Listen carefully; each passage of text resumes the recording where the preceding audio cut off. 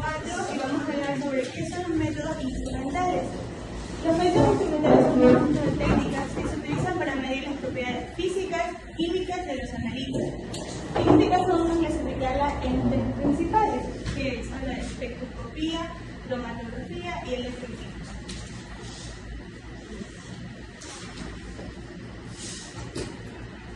¿Qué es la espectroscopía? La espectroscopía estudia la interacción de la radiación electromagnética con la materia. Es decir, se encarga de estudiar las interacciones de la luz a diferentes distancias sin necesidad de llegar a ellos, como es el caso de los astrónomos. También se haría en el campo de la medicina, en la química, en la biología y en la astrología. Esto de aquí es un espectroscopio usado a nivel de laboratorio, pero como en este caso nosotros hemos creado aquí un espectroscopio casero, que más adelante les voy a enseñar cómo se usa, pero emite casi lo mismo que hacen los espectroscopios de laboratorio.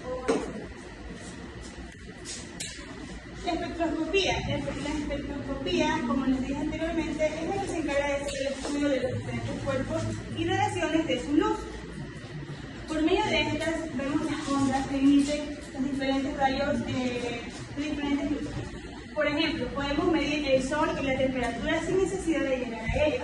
Lo vemos aquí, sabemos la temperatura de la emisión del sol. También por medio de estas podemos ver diferentes ondas de diferentes aplicaciones en la naturaleza. A base de esto podemos subdividir estos fenómenos a partir de una subdivisión de métodos, como es, por ejemplo,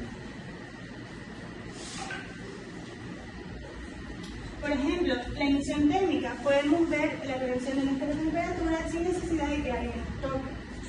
También podemos ver la absorción óptica, que es en el caso de los animalitos que están dentro del mar y pueden emitir luz de su propio cuerpo.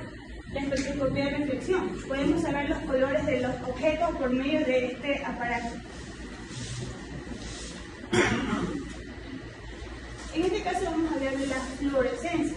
¿Qué es la fluorescencia? La fluorescencia es cuando se determina por medio de objetos, cuando absorben luz, pero en el momento en que deja de emitir luz, también el objeto deja de irradiar luz. Por ejemplo, encontramos un objeto, supongamos que este objeto está en estado basal, en un estado neutro. Conforme la luz llega a este objeto, absorbe los fotones y entra en un estado de excitación y eso impide que haga luz, como vemos aquí. Muchas veces nos hemos visto cuando llega la luz a ciertos tampones de blusas o algún material fluorescente, vamos a ver esta luz. Pero apenas se apague esa luz que está irradiando, va a volver a su estado basal. El espectro electromagnético. Se trata de que la longitud de ondas y la energía de ondas. Entre mayor sea su longitud, menor va a ser su energía. Por ejemplo, esta luz visible que vemos aquí es la luz que nuestros ojos pueden apreciar, pero a partir de estas longitudes de ondas ya no podemos ver las luces, en este caso es la luz infrarroja y la luz ultravioleta. Entre menor podamos ver la luz, mayor va a ser su temperatura. Estos colores que vemos aquí son los que tienen mayor energía. Por ejemplo, esta luz es visible, la podemos ver, por ejemplo, podemos conseguir un prisma o algún otro instrumento parecido, pero es más fácil conseguir esto que nos da la misma ilusión. No sé si se pueda. ¿Pueden ver esta luz que está aquí? ¡Wow! Es las luces del arcoíris por lo general. Este disco, no sé si alcanzan a ver las líneas que emiten, cada línea que está emitiendo alrededor es un código de la cual la película está grabada o de información que tiene el cerebro. Todas esas líneas que están ahí son números de información. Cuando hablamos de que esta luz tiene mayor energía, nos preguntamos ¿Por qué entonces con la luz no podemos cocinar? Con esta luz no podemos cocinar. ¿Y por qué con la luz del microondas sí podemos cocinar? Quiere decir, como les decía anteriormente, que la luz, entre más energía, menos temperatura tiene. Y cuando hablamos de la luz no visible, tiene una mayor temperatura. En el caso del microondas, hablamos de cuando el hidrógeno comparte sus átomos entre sí, se golpean y le transmite energía a sus otros átomos, y eso permite que la luz pueda cocinar los alimentos.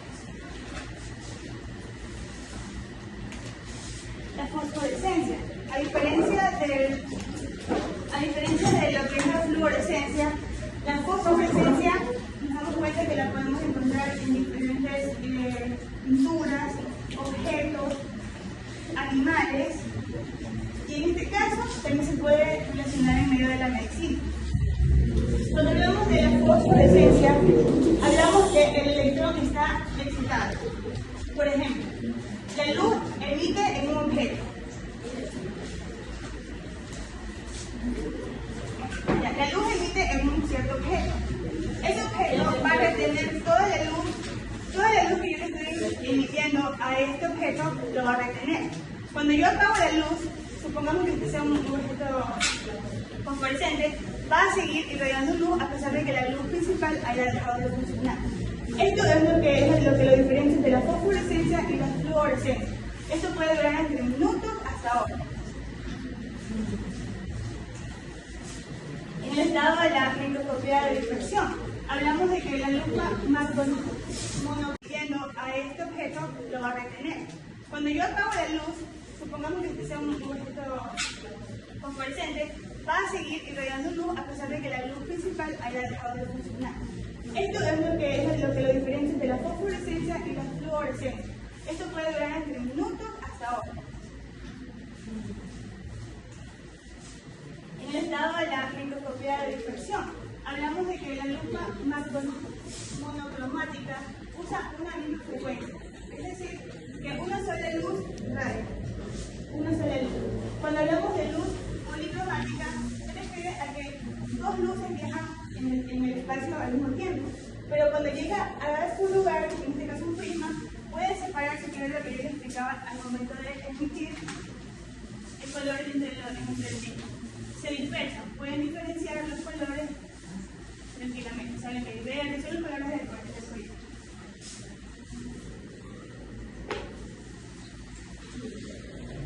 Como les explico anteriormente, la luz visible es la que podemos ver y la luz visible es la que no podemos ver. Los microondas, las ondas de radio. Lo mismo pasa acá en las ultravioletas, los rayos X, los rayos gamma, entre otros. Alta frecuencia y baja frecuencia, pero altas temperaturas a nivel de energía. La resonancia magnética también es un aspecto de la espectroscopía. Esta también puede usarse en lo que es la medicina y es muy usada en lo que es para detectar diferentes enfermedades. No sé si alguna vez has visto cuando una personita entra por un túnel y esta parte de los lados es un campo magnético, donde dice que sus protones y electrones se alinean, dejando así en evidencia cuando podemos encontrar algún tipo de tumor, enfermedad o patología. Estos rayos X traspasan las células, tejidos, todo y dejan sobre el hueso. Es ahí donde podemos ver diferentes rútulas de hueso, cosas así en el plano.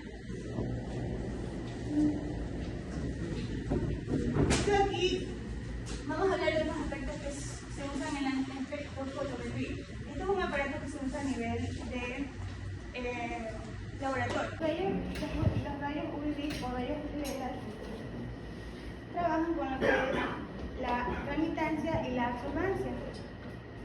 En este caso vamos a ver, si se dan cuenta, emite una luz. Si yo les pregunto cuál de estos tres tiene mayor concentración, ¿cuál me van a decir? El en medio tiene mayor concentración. El primero. Ya. Entre más concentración, absorbe más luz y emite menos luz, como se dan cuenta. Esta tiene menos concentración, absorbe más luz y transmite más luz. Lo mismo en este caso de acá. Esto se llama absorbancia, cuando absorbe la luz, y transmitancia cuando la transmite. Como se dan cuenta, esto se utiliza a nivel de laboratorio para ver las concentraciones de los productos. En este caso podemos ver a simple vista cuál tiene mayor concentración con los productos. Pero esto es lo que prácticamente usan los rayos UV. La espectroscopía de infrarrojo. Como yo les hablaba anteriormente, este también es muy versátil y de mayor aplicación. Entonces se utiliza en muchos campos. Dicen que la luz infrarroja no destruye las muestras, las mantiene tal como las obtiene. En el caso de la luz ultravioleta o luz azul, sí es efectiva. Entonces, la luz infrarroja es la más utilizada en el campo de la espectroscopía.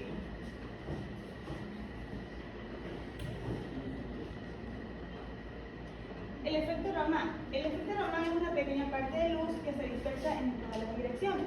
Casi toda la luz se dispersa y tiene el mismo color que la luz que incide. Pero las vibraciones de las moléculas del material pueden ser, en este caso, una parte muy pequeña de la luz. Cambio de color. Por ejemplo, no les puedo emitir un láser, pero en el caso de emitir un láser, no sé si se han dado cuenta, cuando ustedes emiten un láser, señala justamente al color, al punto señalado, y lo que emite alrededor es el color del láser. Es lo que prácticamente hace el efecto Raman. Como vemos aquí, este es un aparato donde dice que absorbe la luz de la muestra y luego la emite, y así pueden darse cuenta de muchos compuestos orgánicos, inorgánicos, saber la composición química de los objetos, y esta es una de las más utilizadas dentro de la espectroscopía, ya que no destruye la muestra y no se necesita un estado en sí de la materia. Puede estar sólido, químico, gaseoso, como desee. Es la más utilizada, pero es un poco cara. Bueno, buenas tardes con todas. Yo les voy a hablar sobre la electroquímica. La electroquímica es una ciencia que estudia lo que es la energía eléctrica y la energía química. Esto de aquí prácticamente estudia la transformación de energía eléctrica a energía química y viceversa, de energía química a energía eléctrica. Por ejemplo, aquí tenemos dos ejemplos de la energía eléctrica, pues que es todo lo que conlleva la electricidad. Otro también son los electrodomésticos, los desfibradores eléctricos. Y en la energía química pues tenemos lo que son las pilas, y uno que me llama mucho la atención, que es la fotosíntesis, la cual se encarga de lo que es la transformación de la luz solar en CO2 y el agua en glucosa y oxígeno. Principios electroquímicos. Toda sustancia que está disuelta en agua se la conoce como ionización. Ahora, ¿qué son los iones? Los iones son átomos o grupos de átomos el cual poseen cargas eléctricas. Por ejemplo, en los aniones, cuando hay una sustancia química, en este caso el cloro, pues gana electrones, a esta se le denomina que va a tener carga negativa. Y en los cationes, cuando contiene una sustancia química y pierde electrones, a esta se le denomina que va a estar cargado positivamente. Los electrolitos. Los electrolitos, pues de estos electrolitos existen tres tipos de electrolitos, que son electrolitos fuertes, electrolitos débiles y no electrolitos. Dentro de los electrolitos fuertes existen bases fuertes, ácidos fuertes y los que son las sales.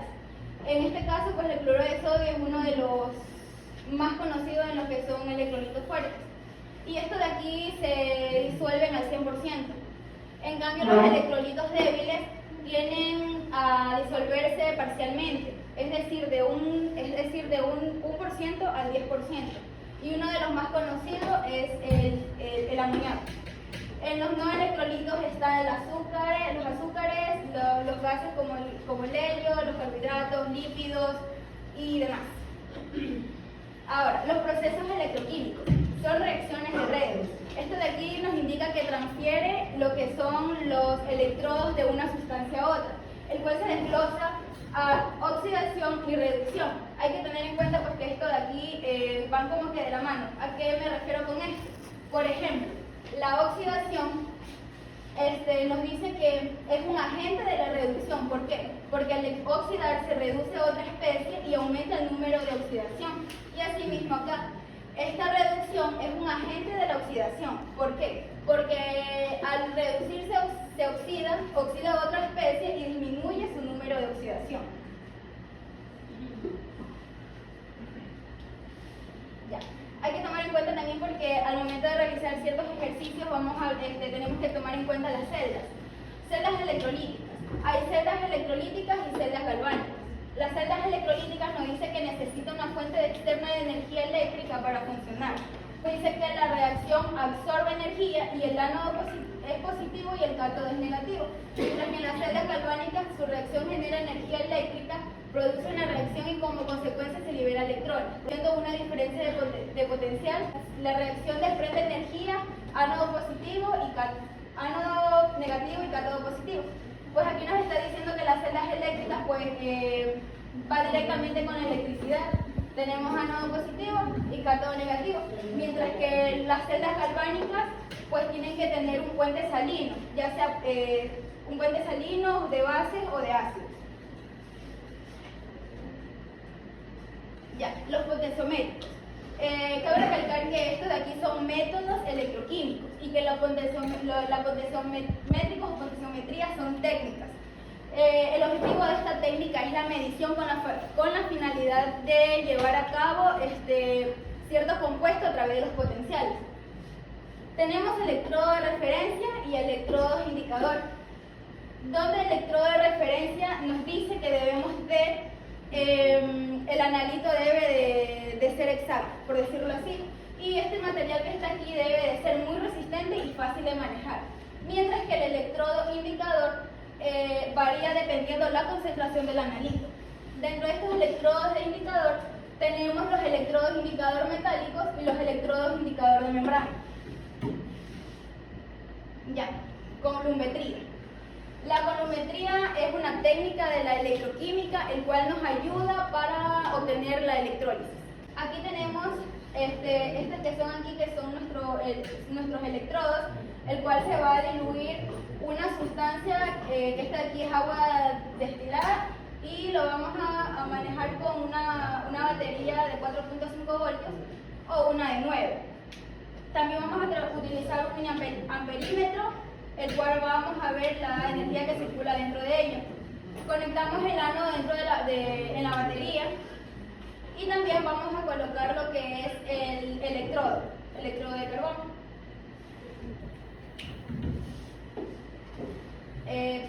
También vamos a colocar acá lo que es el ánodo y lo introducimos con lo que es el borne. Nuevamente colocamos el borne con el cable del ánodo. Nuevamente cogemos lo que es el electrodo y estas que están aquí las vamos a introducir en el agua para ver el circuito. Aquí podemos ver que el miliamperímetro se conserva en cero. ¿Por qué? Porque el agua es muy mala conductora de la electricidad. Y para llevar a cabo esto, pues vamos a utilizar sales, bases o ácidos. En este caso, pues se va a trabajar, esto de aquí se le conoce como electrólisis. En este caso se va a trabajar con el cloruro de sodio, se coge una pequeña cantidad, se le tira lo que es agua destilada, se disuelve y vamos a colocar nuestra sustancia salina en nuestro experimento. Y vemos que el miliamperímetro empieza a moverse porque este de aquí sí tiene bastante conductividad, ya que la sal genera electricidad. Podemos ver aquí que también se puede hacer este mismo experimento desconectándolo del miliamperímetro directamente.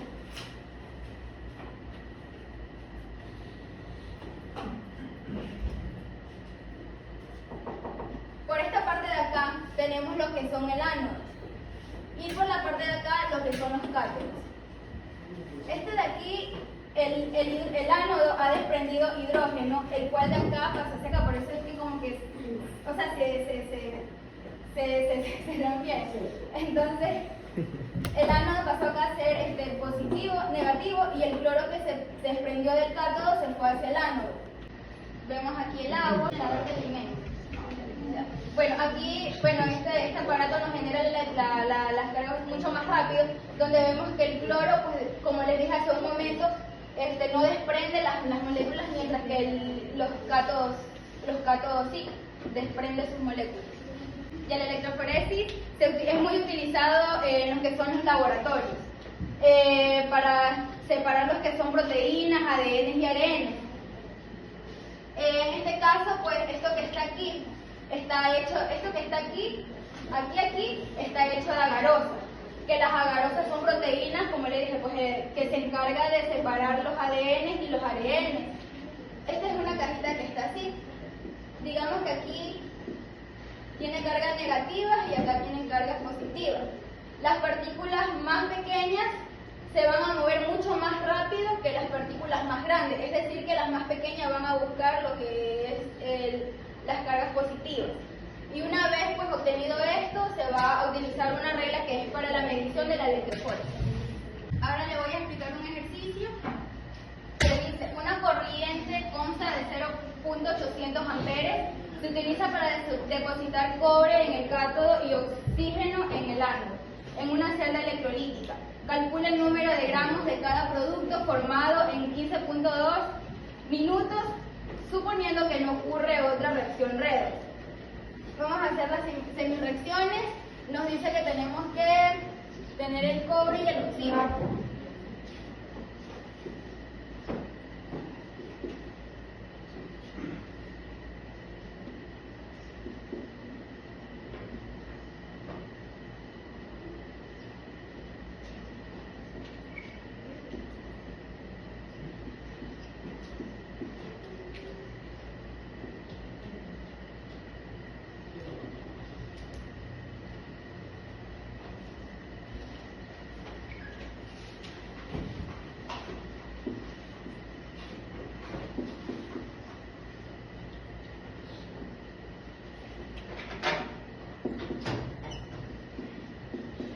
Bueno, aquí tenemos las reacciones, que nos dice que por cada átomo de cobre recibimos 2 electrones, el cual de este cobre vamos a obtener lo que es cobre sólido.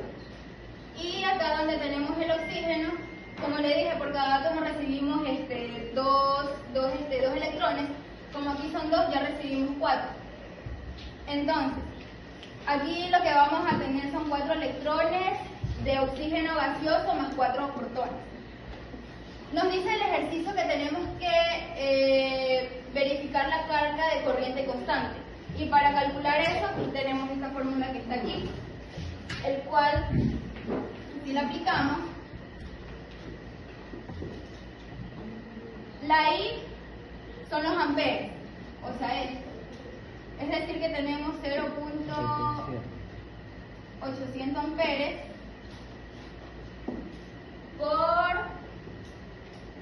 por el tiempo, 15.2 minutos. Pero nosotros queremos esto de aquí en segundos, no en minutos. Entonces aquí lo que vamos a hacer es una conversión, donde lo vamos a multiplicar por los 60 segundos por minutos. Entonces, ¿me ayudan con su calculadora? Entonces aquí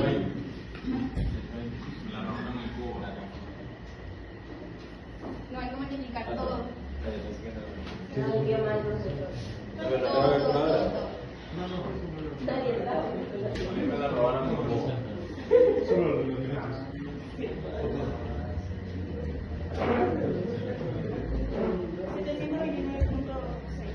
Ya. 729.6. Eliminamos minutos con minutos y nos quedan Pérez y segundos.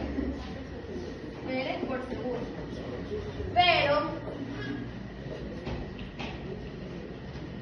Pero es lo mismo que nosotros digamos que es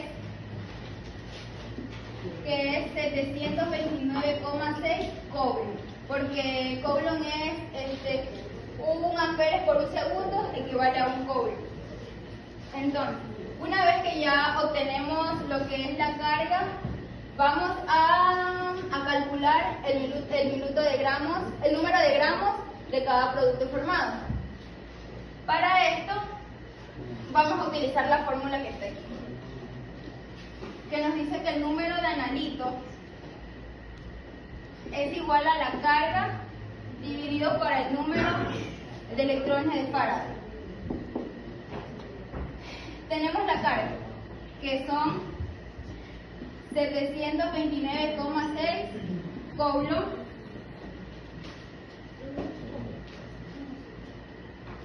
número de analitos del cobre. Vamos a trabajar con esto. Del cobre. Entonces, nos dice que el número de analitos vamos a utilizar, vamos a decir que 2 moles de electrones son divididos para mol de cobre por el Faraday. Y Faraday equivale a 96,485 cobre.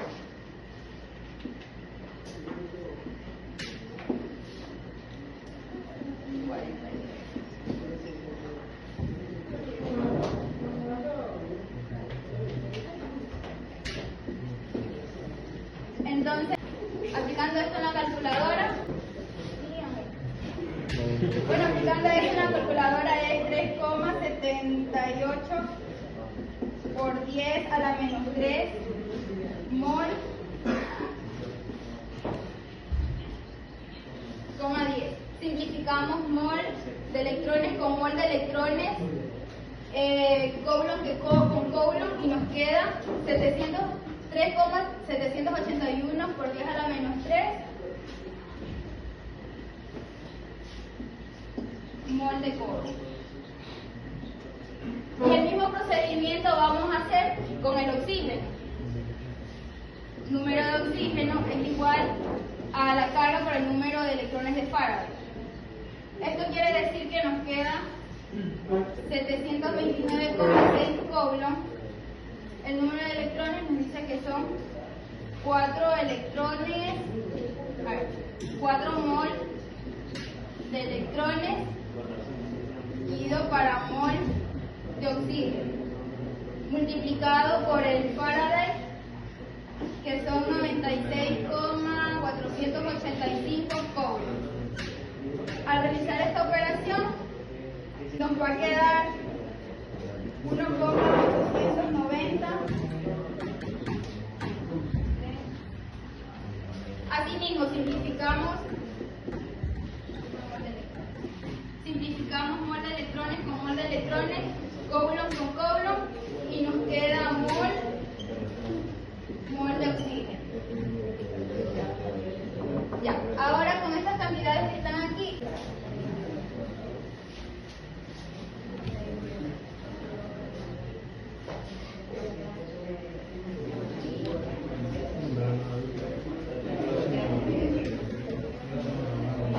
ahora vamos a sacar lo que son los gramos, porque nuestro ejercicio nos dice que tenemos que calcular el número de gramos. Y para calcular el número de gramos, pues tenemos la fórmula que dice gramos igual al número de analitos, que es lo que hemos sacado ya.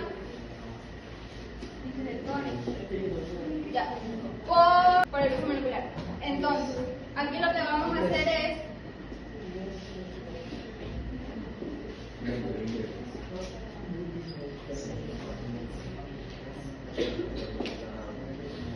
es igual a vamos a sacar el cobre. Entonces 3,1 por 10 a la menos 3 mol de cobre por mol. ¿Cuánto equivale el cobre? 63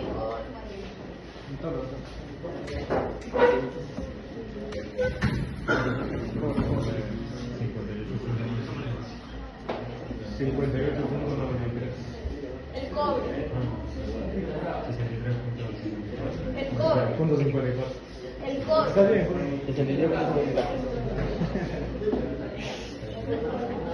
Redondea. Ya. Entonces, aquí realizando esta operación. Esto es 0,4 0 gramos de cobre. ¿cuáles son moles? Y sacamos la masa del oxígeno, donde es 1,890 por 10 a la menos 3 mol. Esto es igual, el oxígeno equivale a 16, pero 16 por 2, 32. 32 por mol. El cual el resultado es 0,005 gramos de oxígeno. Multiplicamos mol con mol, nos queda gramos. Gravimétricos, hablando directamente en trigonometría, calcular el peso, la cantidad del analito en una muestra.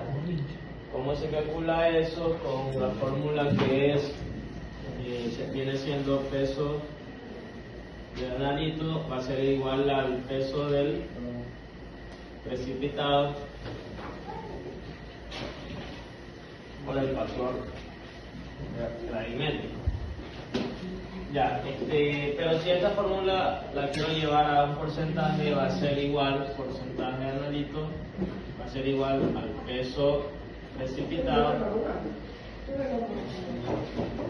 por el factor gravimétrico sobre el peso de la muestra por 100. Entonces, yo tengo un ejemplo de que si yo tengo un cloruro de plata y lo quiero reportar a un cloruro, se resuelve de la siguiente manera, pero ya tengo que utilizar los factores estequiométricos, que viene siendo con otra fórmula, que viene siendo factor gravimétrico, va a ser igual al factor estequiométrico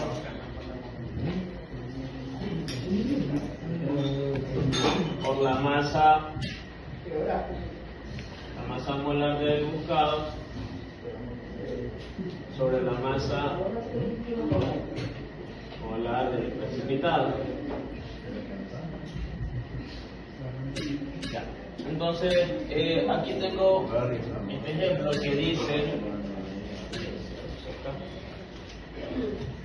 que dice una muestra de 0.6025 gramos de una sal de cloruro se disolvió en agua y el cloruro se precipitó, adicionando un exceso de nitrato de plata. El precipitado del cloruro de plata se filtró, se lavó, se secó y eso y obtuvo un 0,7131 gramos de cloruro de plata. El ejercicio pide calcular el porcentaje de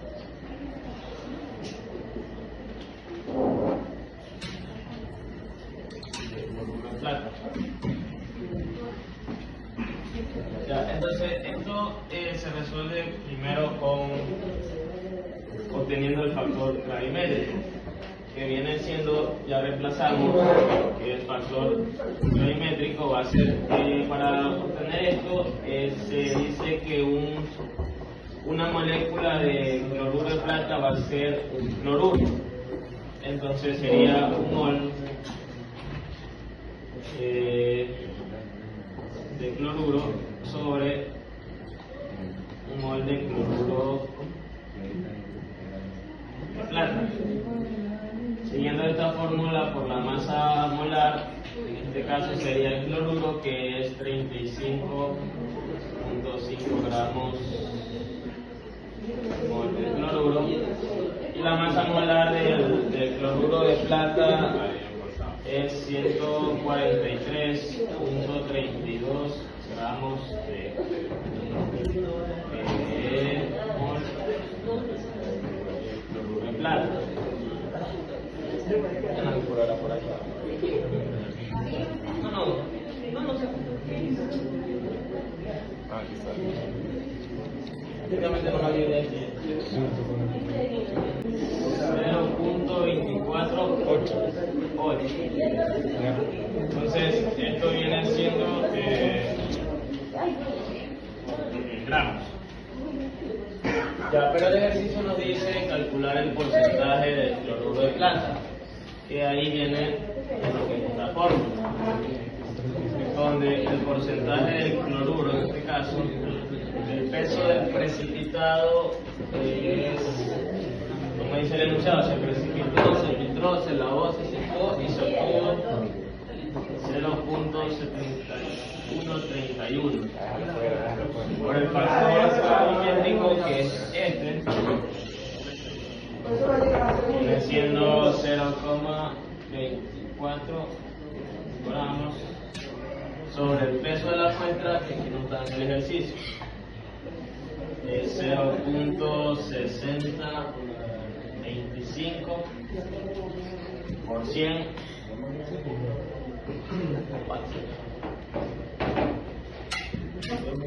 Es 7131. 0.7131.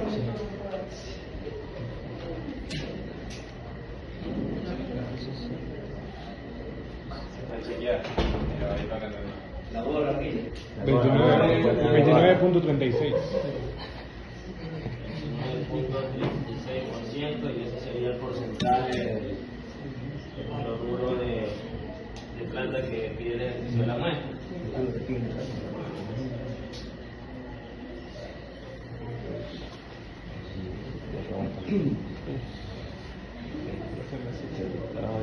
Hablando un poco de la electroquímica que habló mi compañera, voy a hablar sobre la ley de Ohm. La ley de Ohm, su autor, que es Georg Simon Ohm, es un científico alemán, físico matemático, que es muy conocido por sus aplicaciones a las corrientes eléctricas. Su teoría dice que un conducto eléctrico a temperatura constante genera una cantidad de energía que proporciona una tensión a través de otro conducto.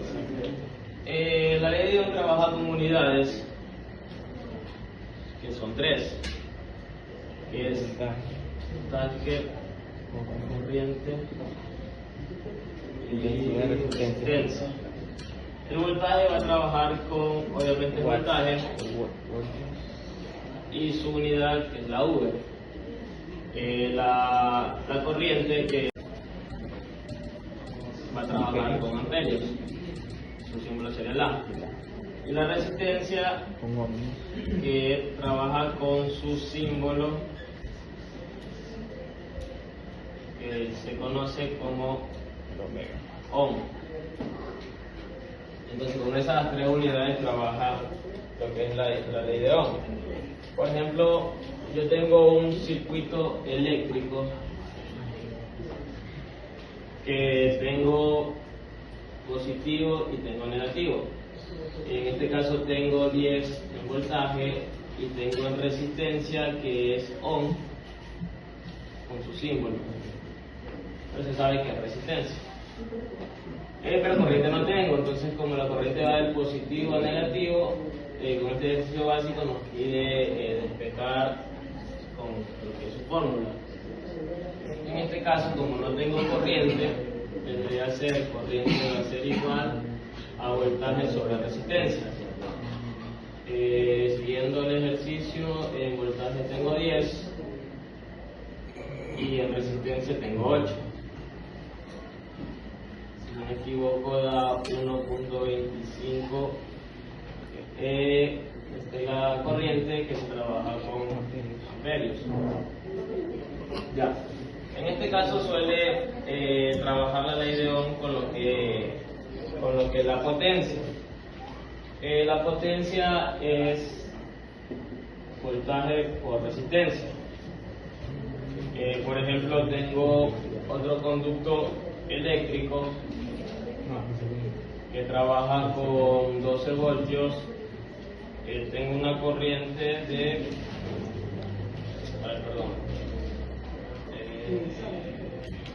tengo una corriente de 0.5, pero no tengo una resistencia. Entonces, ¿cómo se trabaja al igual que la ley, es despejar normal? Por ejemplo, en este caso me pide resistencia y va a ser resistencia, va a ser igual a voltaje sobre corriente. Que va a ser, tengo un voltaje de 12 y tengo una corriente de 0.5. ¿Te da? ¿Qué tiempo te da? 24. 24. En este caso sería... Y así. Voy a hablar sobre la cromatografía. La cromatografía es una técnica de separación de mezclas que se caracteriza por dos fases, la fase estacionaria y la fase móvil. La fase estacionaria es la que permanece en posición fija y la fase móvil es la que se desplaza a través del sistema.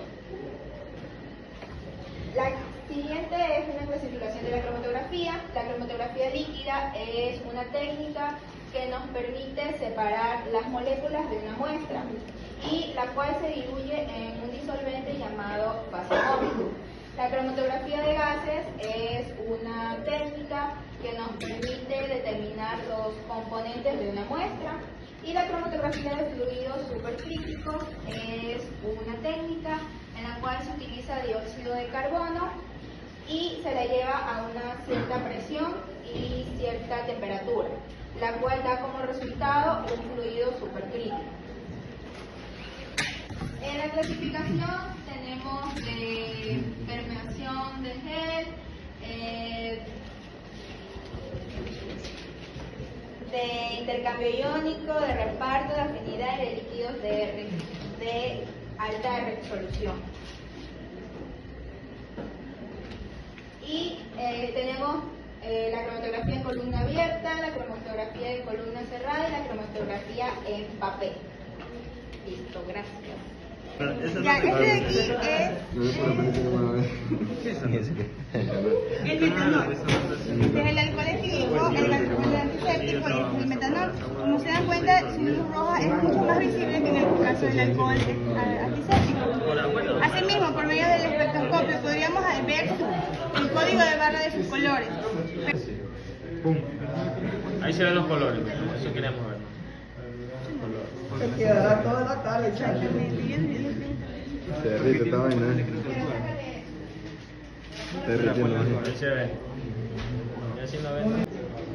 Ya, vamos a ver, vamos a tratar de al menos ver los colores que emiten aquí en este disco. Disco caliente. ¿Pueden ver qué colores son los que más emiten? Claro.